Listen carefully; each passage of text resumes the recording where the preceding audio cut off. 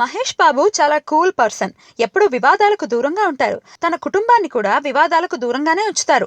అలాంటిది లేటెస్ట్ గా ఒక ఇంటర్వ్యూలో ఆయన భార్య నమ్రత చేసిన ఒక కమెంట్ ఇప్పుడు చాలా మంది ఫ్యాన్స్ ను హర్ట్ చేసినట్టు కనపడుతోంది. విషయంలోకి వెళ్తే రీసెంట్ గా ఒక హైదరాబాద్ మ్యాగజైన్ కు నమ్రత ఇంటర్వ్యూ ఇచ్చింది. ఇండస్ట్రీలో కాంపిటీషన్ ఎక్కువ ఉంటుంది కదా, దీన్ని మహేష్ ఎలా ఎదుర్కొంటారు అని అడిగిన ప్రశ్నకు మహేష్ కు అసలు పోటీయే లేదు, ఆయనది వేరే స్థాయి, ఎవరు అందుకోలేని ఏకైక స్టార్ హీరో మహేష్ మాత్రమే అంటూ సమాధానం చెప్పింది నమ్రత. ఈ ఆన్సర్ పై పవన్, ఎన్టీఆర్, ప్రభాస్ లాంటి స్టార్ హీరోల ఫ్యాన్స్ చాలా హర్ట్ అయ్యారట.